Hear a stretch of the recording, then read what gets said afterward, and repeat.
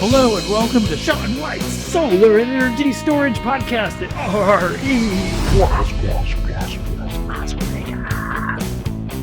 We are recording live from the Power Up Live Pro Studio presented by TerraHive. Thanks to RE Plus and Suncast Media for hosting us. And today our special guest is Nabih Cherradi. And I have been hanging out with Nabih for a long time this year, I guess we could say. We became friends over there in Shanghai. At what month was that? Do you remember? It's we started in Munich. In Munich, that's right. That was in right. June. Yeah. I get it a little bit backwards. In May. Yeah, Munich in May. And then we saw each other in Asia over at Shanghai at SNEC. And that was that June? I think that was June. Yes, absolutely. And here we are in September, hanging out on our third continent in a few months. So that's pretty good. Yeah. How about we meet next in Antarctica? I've always wanted to go there. Yeah, why not? I would love that. And they do have some solar on Antarctica. I did see some pictures, and I actually was trying to get a job one time doing solar in Antarctica. So there's I guess it's the National Science Foundation, and they support all of these people out there on the ice with electricity, where they're like studying animals and stuff, all these biologists, and they're trying to do science. Do you believe in science? Oh, I am a scientist. So you are a scientist, and I know you're extremely smart. I know you've got a great past and an even better future. I know you were at one time the CEO of the world's largest solar manufacturer, and you know a lot about what's going on in the industry. So maybe you could tell us what's going on. Well, I was the CTO of that largest company in the world, the mid-2000. I would say that the industry started typically by the beginning of 2000. Mm-hmm. With the first company that was Santec, and then at that time the market doesn't exist, but it was developed through the feed-in tariff, and it has an exponential growth. Today the market is continuously growing year after year, and what is amazing is that all the projections are below the reality. The reality and the installations every year overpass the projections, which is extremely interesting for the industry.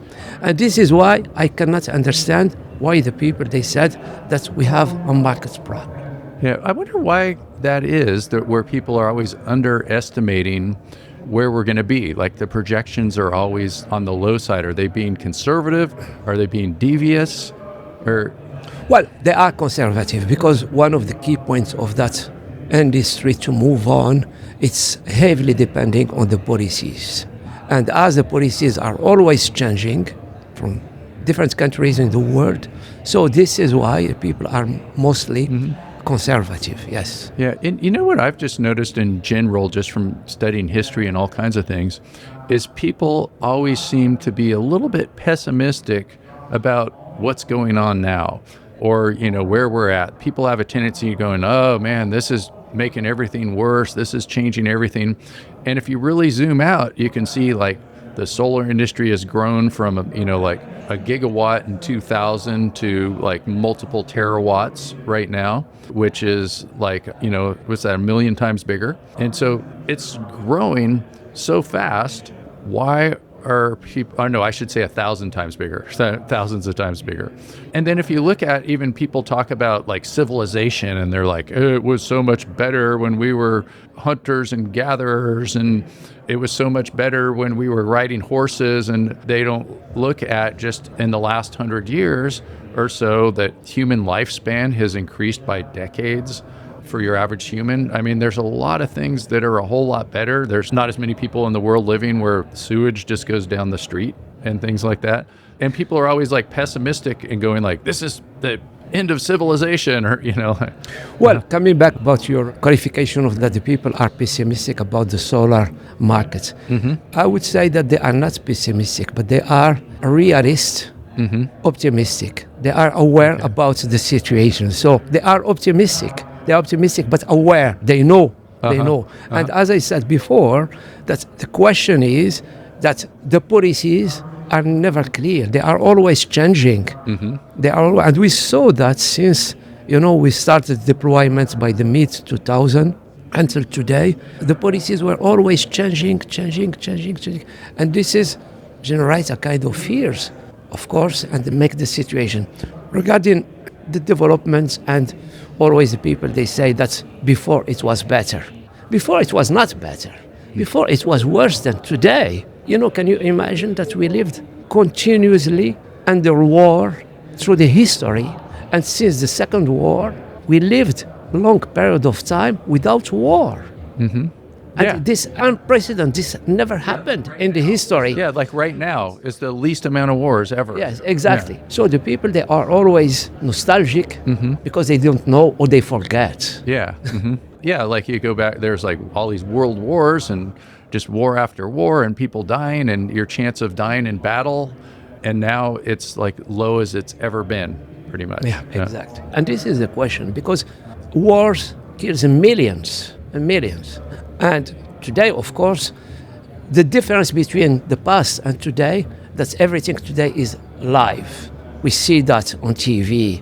We are flooded with the information. And this is amplified the situation and make the things looking worse. Of course, that's what's happening. I will not talk about that. What's happening is not that nice. It's very, very, very bad. But unfortunately, what happened in the past, it was also very bad, but we didn't see it. Today we are following that daily and minute per minute, and this is why we are aware and why we are, I would say, scared, somehow furious about that. But well, this is the war, this is the things. We are here to talk about the solar. Solar, as I said, it has, since it starts the real deployment, because the solar industry is not new. The solar industry, the photovoltaic was invented in the 1782 by Becquerel. So, and since then, it was flat, it was different, and the real application started by Bell Laboratory in the 50s, typically in 1958. That was the first with the transistor. That was the first application. Then, small application until we start deploying that for the satellite, and nothing happened in between until 2000, when some governments start, and the first government that, I would say, introduced the feed-in tariff was Japan.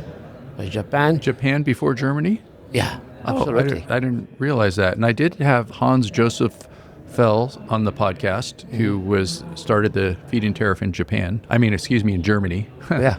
Yeah. I think you probably know him, right? Is it? Yeah, exactly. No, Japan was the first country to introduce the feed-in tariff. That was the prime Koizumi, if my memory is correct about his name. And then followed, of course, in 2006 by German government, followed by Spain, and then France and other countries. And it started the deployment, and since then, every year we beat the world record. Every year we install more and more and more, and today we are nearly around terawatt. But the amazing thing is that if I am saying that the deployment grows by over 20% CAGR year to year, the industry grows exponentially by maybe 100% nearly every year. Maybe not, but I'm exaggerating, but something like that. It's growth exponentially. And this is what generates the problem. The market grows like that, with that slope. The industry grows that slope. So, of course, there is a huge discrepancies between the supply and the demand. And this generates, since now we are living that crazy prices, that situation, and most of the biggest company, they are losing billions. And so that's because we're manufacturing faster than we're installing? Is that what you're saying? Absolutely. With the manufacturing develops as incredible, because everyone wants to be the first. Everyone wants to be the market leader, the largest market share. Okay, we can be, but not everybody. We have to. So why is that? Like, don't we have economic theory and supply and demand? Why is there so much more supply than demand? Is it because it's not built on the capitalism, or? It's not built as a capitalism, I would say. It was, in my humble opinion, it was built by emotion. Emotion. Exactly. Exactly. People, they want to be the first, the biggest, the largest, and they don't think about how the market will grow. They just think that I want to have the largest capacity And through that, automatically, I will get the largest market share, which is complicated indeed. And as all these big companies were in that mind, the production grows exponentially and make that huge difference between the supply and demand. If they made little bit math, capital market, how things will go, the situation will probably be better for them. But this is a very good point for the solar industry, because through that fierce competition and with the level of the prices, today solar energy is the cheapest one in the world. Yep. So is it, in a way, like if they're making more solar than there is a demand for, so the price goes down below what it costs to manufacture it. And so if you bought the solar that's less than the manufacturing price, in a way, that seems sort of like a subsidy. Like if you could get something for less than it costs to make it, and most of the solar is made in China, is it sort of like China subsidizing the world? Well, I would say in the contrary. If we look into the history, and in a realistic and honest manner, in my humble opinion, is the Western who subsidized and who developed the Chinese industry. How? By and through the feed-in tariff. You know, when the business, I would say, started by implementing the feed-in tariff. So all these extra incentives that were buying solar electricity for a cost that's greater than electricity costs. It was really a very generous and lucrative feed-in tariff. Okay, Yeah. so the industry developed through that feed-in tariff, and of course the Chinese, as you said, they took that opportunity and they grow, they expand, they develop their production. So originally it was more like the feed-in tariff countries were subsidizing the manufacturing in China. Somehow, Yeah. somehow, if we look honestly into what's happened, that was the case. And when we talk about feed-in tariff like that, we're talking about the past. We're not talking about yes, now. Yeah. Yes, yes, about the past. But, well, of course, that, you know, there's no industry, especially the industry that touches the energy, which was not supported by the government. Look, nuclear, coal, whatever as a form of energy is always supported by the government.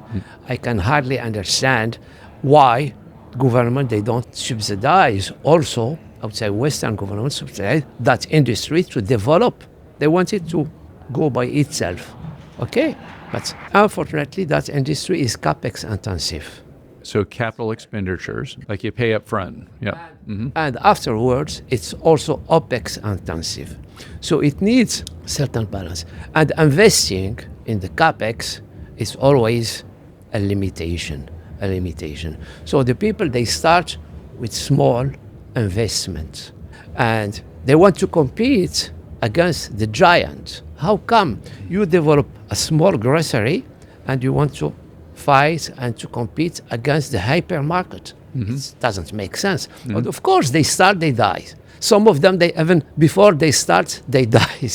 Unfortunately, because the investment was not correct. If you want to fight, you have to have the same muscles as your competitors. Yeah, like you're not going to be able to make solar modules and assemble cells in your garage and be able to compete with $1 billion company. Exactly. How come that's even 1 gigawatt, 500 megawatt typically, what the people they are installed today, if they want to move into the industry, they can compete with a company that has 50, 80 gigawatt, just in terms of buying the raw materials too. And just for people to understand, when you say about like how many gigawatts, that would be if the factory was going at full capacity, 24 hours a day for a year, that's how much they would make. Exactly. We have to consider that business, you understand, and to look into it in a very strategic manner. Which markets are we going to address? We can't be small. We can enter that market with a small capacity. But we have to target the market segment that we want. And this is the way how we can. If, for instance, you have 1 gigawatt and you target utility scale, it's complicated. It's complicated to be competitive. And even it's complicated to answer that demand quickly. Mm-hmm.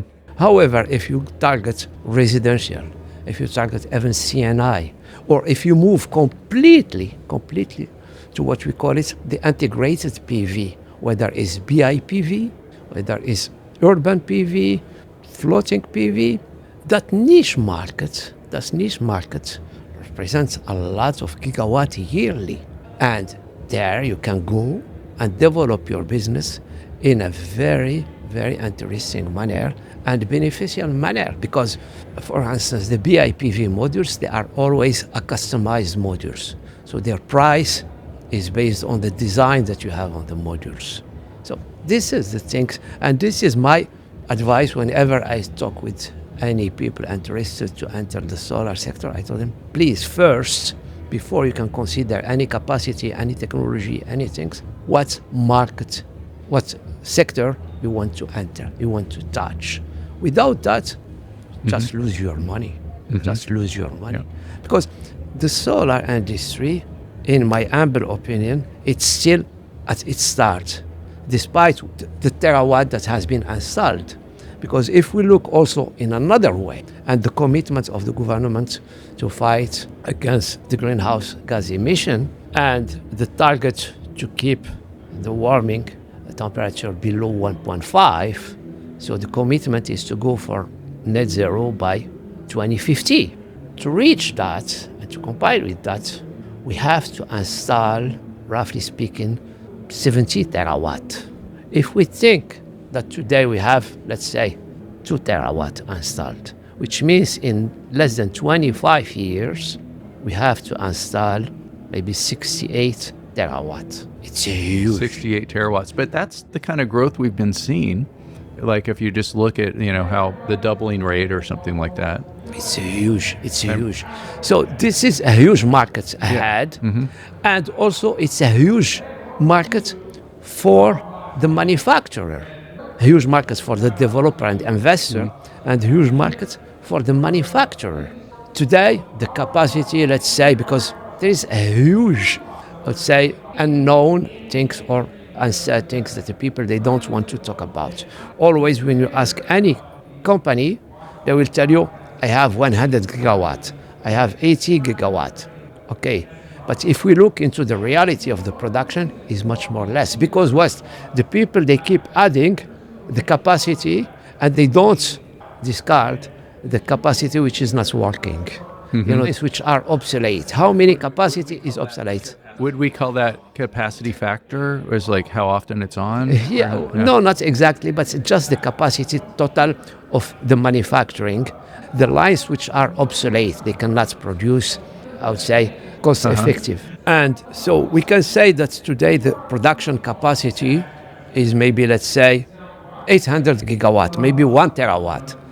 A terawatt per year, Yes. if everything was going full speed, something in that. So in order to compile and to answer the demand of the markets, which normally we need, roughly speaking, 3 terawatt per year installation, so the capacity of the manufacturing should triple.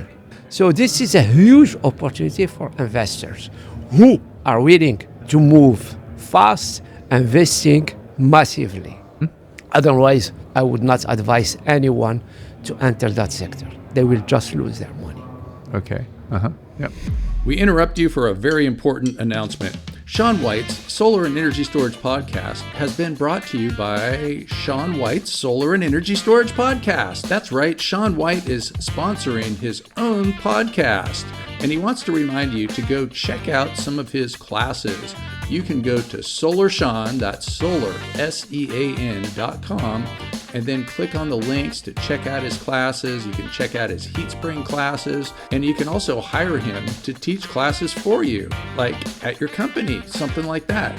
Now back to the show. And so I was just curious too, what would it take for somebody to invest in building a factory? Just, you don't have to be exact, but just like maybe on that order of magnitude, to where it would be competitive. Like, of course, building solar in my garage is not competitive. Building a gigawatt a year is not competitive. It could be. It could be. Gigawatt is competitive if you know which market niche or segment you will enter. Of course, and depending on which country. For instance, if we look here into the US with the IRA, you make money with 1 gigawatt and you make incredible money because with 7 cents, I would say, as incentives is huge money. It's a huge money. So it has to do with the incentives and subsidies. That's for sure. And why the incentives are very important. To start with, the incentives, they are not needed all the way long, but just to start to enter the markets. Because when you start your production, you can't be competitive. And if you are not competitive, you cannot sell. Okay, so how and who can keep feeding you with the money while bleeding? It's complicated. So this is the incentives are important as an OPEX. Okay. As an OPEX. And then through the time, once you are in the market and you start working 100% of your capacity, you can move your capacity, you can expand your capacity, and then you can reduce, the government can reduce the incentives through the time until you can stand by your own on your feet. And this is, it could be, it works. This is the logic. And this is what even the Chinese, they did. Chinese, they support the industry. I think that they had the right to do that. They developed an industry that the Western let them developing that industry. But they forget about the industry. And this is the problem. If somebody to blame is the Western, not the Chinese. Chinese, they did the right job. They did a great job. And we should say thank you to the Chinese because what they did is making solar energy affordable and the cheapest one in the world. Yep. So today we always complain about the Chinese and what the Chinese. No, it's not correct. It's not fair. Coming back to your question, how long time is going to take to set up a factory? Well, depending first of all where. Yep. This is one question. Second question is in which segments of the value chain. For instance, the Polysilicon, there's refining silicon. Polysilicon is roughly speaking between 3 to 5 years to set up a plant to produce polysilicon. So 3 to 5 years, okay, I'll do that. And it needs heavy investment. We are talking about over $1 billion. $1 billion, okay, I'll do that with my billion. Good, good. We can do it together. Okay, let's do it together. If you go for the ingots and wafer, it's less. It could be maybe in building and everything, maybe. So you take somebody else's polysilicon and then you make ingots and wafers. And wafers, okay. Exactly. So this maybe could be 2 years. 2 years, okay. 2 years. The investments could be less, around 100. So polysilicon it takes about a year longer. So I'll start my polysilicon and then a year later, then I'll start making the other factory for the ingots and wafers. Yeah, maybe. Yeah. Okay. Maybe. Then we go to the cell line. Cell line investment is maybe 1 gigawatt. I'll take it as reference. If we include the building and everything, depending on the technology here. This is the big question. TOPCon, HIT, depending. But roughly speaking, maybe it's between 60 to 120 million. Okay. All right. No problem. And it's 24 months. 24 months. 2 years, yeah. Okay. If we go down. And that's for making the cells. So that way you take the wafers and you do stuff to them and they make electricity. If we go to the module for 1 gigawatt, it's cheap. It's maybe around the building, because I include the building on that prices I announced, is maybe roughly, because the line is cheap, around 1 gigawatt, maybe 7-8 million. Okay. The building costs much more. Okay. Costs much more. Let's say, roughly speaking, around 20 million. Okay. 20 million. No problem. This is pocket change. It's very quick. The line, you can have it in less than 4 months. Okay. Less than 4 months. So you can be in the production if your building is ready within 8 months. Okay. So it seems to me too that a lot of times you'll see things that are like made in America or whatever, and they're just making the modules, and that's kind of like the easy part. It's just a packaging. There's no added value at all. Because first of all, as I said, the capex is very limited, it's very small. Second, it's very easy to set up a line. And this is why we can see that there is a myriad of module manufacturers worldwide, not only here in America. Worldwide, The factories that you can see is module lines. And this is why also the other point that I want to talk about is the workforces in the solar industry. So this is why the module is the largest employer in the solar industry. Like making the module. Making the module. Okay. Making the module. More so than installing? Not more so than installing. But No, not more. yeah. Well, we have to talk about if we make, I would say, the breakdown today based on some reports from IRENA, from International Energy Agency and all these things, the number, we are roughly speaking around 7.1 million workforce in the entire industry worldwide. And that's like, so 7.1 million making modules or? Making everything in the entire value chain, including the installation and the operation and maintenance. If we make the breakdown, the manufacturing from the polysilicon to the module, including glass, backsheet, or Making EVA, all the products. all the products is about 3.3 million. And not inverters, I guess. Inverter. Inverters too. Inverter on all the elements. Okay. If we look into the installation, is roughly speaking about 3.1. Okay. It's less. It's less. Okay. But it's pretty close that Yeah. like the manufacturing and the installing are. But there is a Pretty big close. difference between the manufacturing and installing. The manufacturing is a sustainable jobs. Is a creation of, most of them are creation of jobs. While the installation is not a real creation of jobs. Why? Because the installation is mainly electromechanical work. So people that are used, for instance, to build buildings, they can be moved in means of training and build the power plant. It's not, I would say it's not the complication, the word complication is not the right word, but it's not like the manufacturing. And why I said it's not sustainable jobs, because today you have a power plant. 1,000 people are working. Okay. After its compilation, they are gone. And if there is no other installation, there's no work. There's no work. Even some of them, because the power plants, they are in different regions, in different places. So some of them, they cannot move, they cannot follow. They have been recruited to develop that power plant in that city. And if it's maybe 1,000 kilometers away, they cannot move, family, personal situation, and all these things. So it's not a sustainable jobs.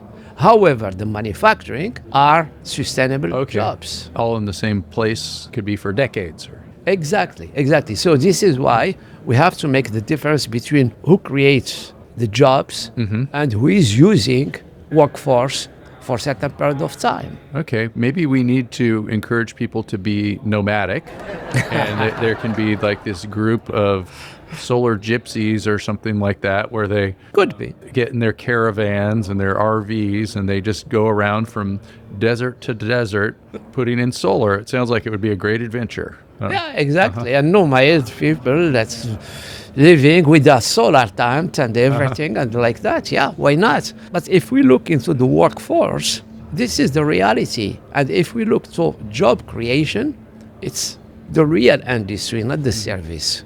Because we can assume that maybe the installation is kind of service.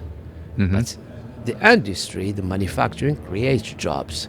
And they create jobs that at certain level that doesn't exist and won't exist without the industry. So it's a real job creation. Okay.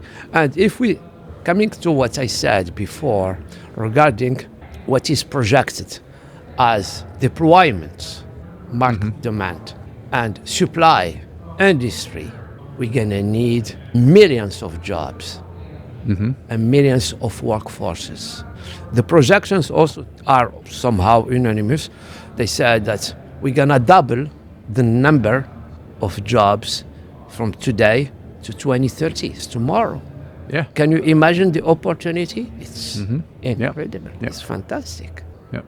And I know that you have like a global view because you're very global. You're all over the place. I've seen you in 3 different continents, and I know you don't live on this continent. So it's always interesting too to see a global view too, because I think people get too squeezed into their little country. And I remember going to some different solar conferences, and they're like, oh, the US, that's just 10% of the solar is going there. And so from outside looking in too, what do you see happening with the U.S. solar industry? I know there's the solar coaster, they call it. There's ups and downs. What does it look like from outside? Well, it looks outside attractive, but problematic. Attractive when we look and we make some math, for instance, simple math, to make the calculation about the production costs.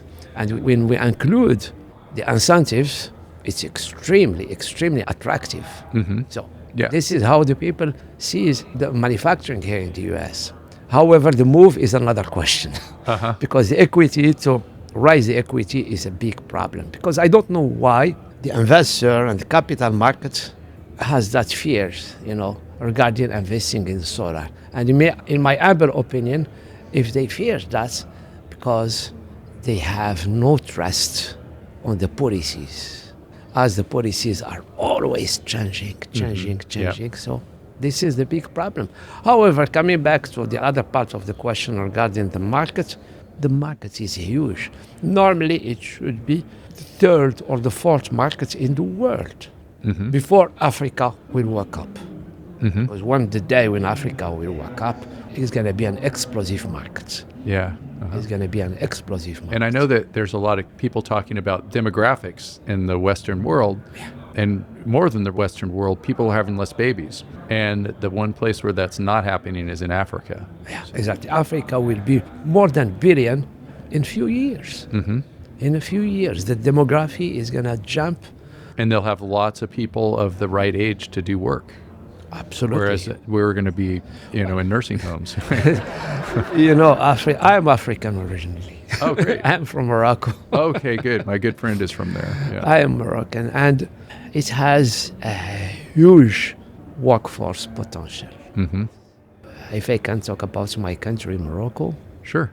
people are well educated. We have, I would say, over maybe 30% of the population which are below 30. Well educated, and I would say hands-on in what they are doing. And there's no mystery if a lot of international companies, they are installing production in Morocco. Yeah. And it's a huge opportunity also for the investor of any company, because Morocco is in junction roads between east, west, which means I would say the other parts of the world, and in front of the US, with all, I would say, the trade agreement that Morocco has with the US. It has a free trade agreement with the US in front of the European communities and Europe, and in the north of Africa. Yeah, and so maybe some people aren't as familiar with geography, but it's just south of Spain, right there at the Mediterranean. And so you have full-on access to Africa, Europe, and then going across the Atlantic over to the United States and the Americas. Few hours. Yeah. Few hours. And with all the geographically situation is perfect. And in terms of, say, manpower, as I said, and the workforce, it's also very, very, very interesting. And Africa, generally speaking, I spoke about Morocco because it's my country and country that I know the most, but I am pretty sure that in the other countries, they do have an incredible and a very, very, very, I would say, well-educated people. And we can see that, for instance, a lot of startup companies in Africa developing, for instance, the way how to pay, different applications today. There are many applications for payment developed by the African. They are today with the AI, they are extremely, extremely in an advanced stage in comparison with many Western countries. Great. Okay. Well, let's see. It's getting to be about time to have somebody else come in the booth here. So any last thoughts? I would say that it's not a matter of trust or belief, because we believe in the church, in the mosque, or in synagogue. It's not about the belief. Solar industry is the future. Yes. We have to move on to install the production capacity in order to answer the demand. And so far you were saying that all of the projections are underestimating where we're going to be. So do you have the right projection? I don't have the crystal ball, but what I can say with 100% confidence, that the future is bright. And we will keep beating our projections. Absolutely. Absolutely. Great. The future is bright, and you heard it right here from Nabih Cherradi, and I'm really thankful for talking to you again. We'll have in the show notes also when I talked to you at the SNEC conference. We did a podcast there, and hopefully I'm sure we'll do one again. And it's been great learning from you, and honored to have you on the podcast here. And we'll put your contact information in the show notes, and remind everybody like what you're doing right now. Well, I am the CTO of Desert Technologies, which is a solar manufacturer in the Middle East, in Saudi Arabia. That's a company that we set up since 2013. We do have a manufacturing. We develop products. We have different kind of products, kit for CNI as a residential. Targets the market niche, market segments. We do have also solutions for the off-grid through the container solutions and with the batteries, with storage or without storage. And we develop also the infrastructure for EV vehicles. Great. It's interesting and it's doing well. And the future also is very bright for the company and for the region. And in the meantime, I'm between Middle East, Switzerland where I live, and around the globe where I meet friends. I'm very, very glad to be with you, Sean, for a second time in that podcast. I really appreciate our discussion. Thanks. It's a very exciting discussion. And as you know, I talk with passion because for me, it's not a job, it's a hobby. Great. And I'm not doing what I like what I'm doing, but I'm doing what I like. And this is things, and I hope that everybody will have the same passion as me for the solar industry. Great. Well, thank you so much, Nabih Cherradi. And we are recording live from the Power Up Live Pro Studio presented by TerraHive. Thanks to RE Plus and Suncast Media for hosting us. And thanks for listening to Sean White's Solar and Energy Storage Podcast. To find out more, go to SolarSEAN, that's SolarSEAN.com, and get yourself educated, get yourself certified. Woo!